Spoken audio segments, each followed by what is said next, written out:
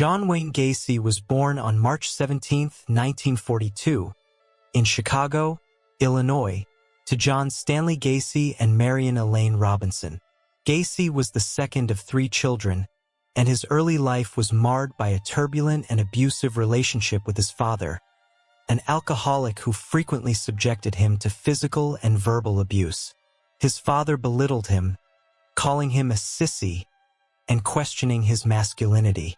Despite this, Gacy adored his mother, who was protective and nurturing. Gacy's childhood was also marked by health issues. He suffered from a congenital heart condition, which led to him being hospitalized several times. This ailment further isolated him from his peers, as he was unable to participate in many physical activities.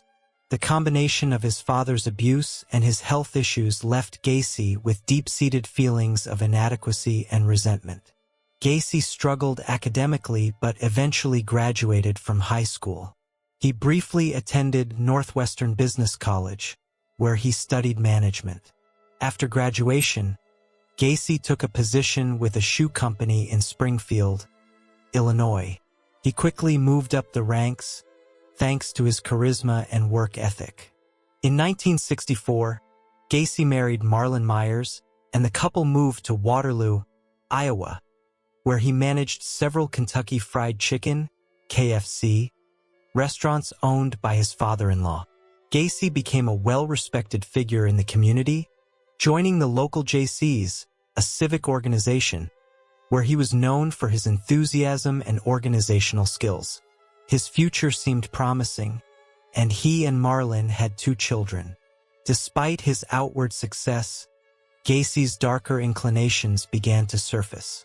In 1968, he was charged with the sexual assault of a teenage boy who worked for him. Gacy lured the boy to his home, claiming they would watch pornography together. Instead, he forced the boy to perform oral sex. The boy reported the incident to the police, and Gacy was arrested. During the investigation, several other youths came forward with similar allegations. Gacy was convicted of sodomy and sentenced to 10 years in prison.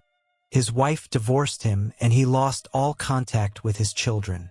Gacy was paroled after serving 18 months of his sentence in 1970 for good behavior.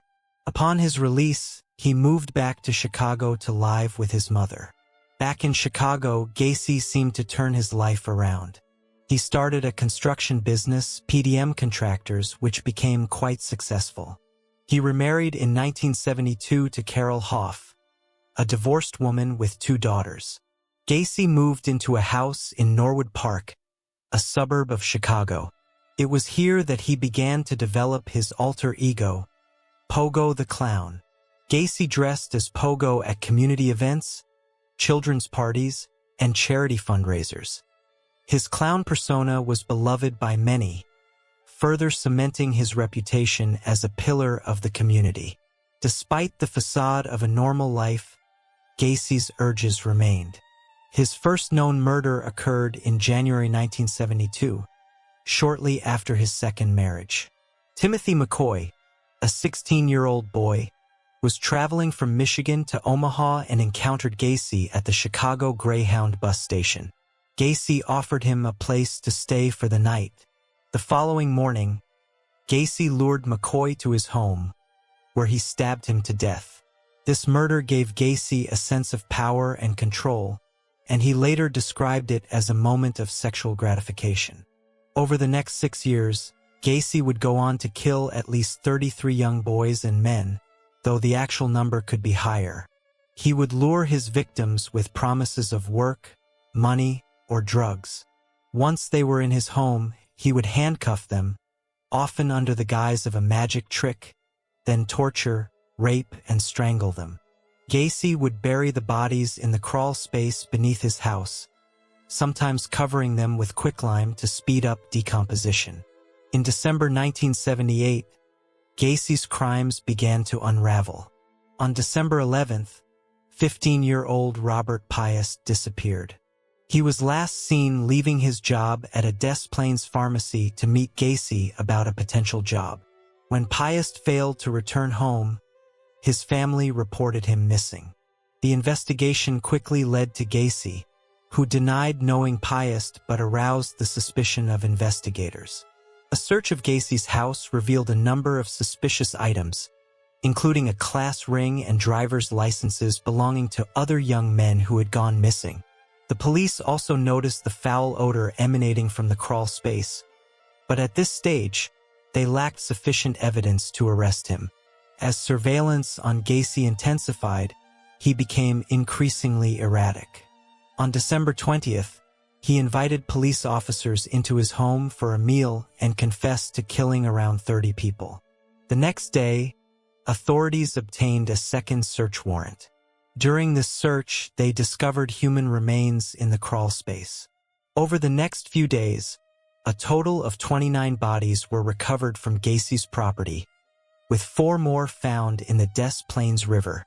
Gacy was charged with 33 murders.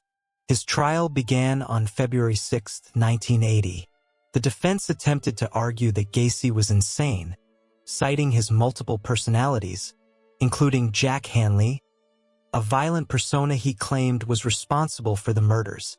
The prosecution, however, presented overwhelming evidence of his guilt, including Gacy's own detailed confession, the physical evidence from his home, and testimony from surviving victims who had managed to escape.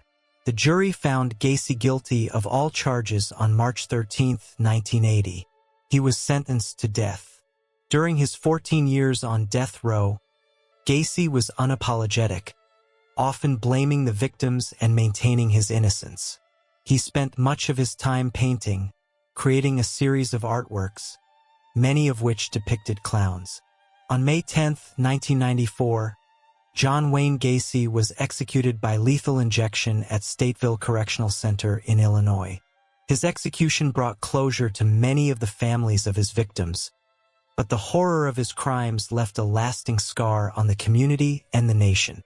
John Wayne Gacy's case had a profound impact on the understanding of serial killers and the criminal justice system. His ability to maintain a double life as a respected community member and a brutal murderer highlighted the complexity of such individuals and the necessity for improved investigative techniques and interagency communication. Gacy's killer clown persona has become a cultural touchstone, often cited in discussions of coulrophobia, fear of clowns, and depicted in various media. His story has been the subject of numerous books, documentaries, and films, serving as a grim reminder of the potential for evil behind seemingly ordinary facades. The discovery of Gacy's victims also led to significant changes in how missing persons cases were handled, with increased attention to patterns that might indicate serial offenses. His case emphasized the importance of vigilance, thorough police work, and the need for communities to be aware of the signs of predatory behavior. John Wayne Gacy remains one of the most infamous serial killers in history, his name synonymous with the horrors of his crimes and the tragic loss of so many young lives.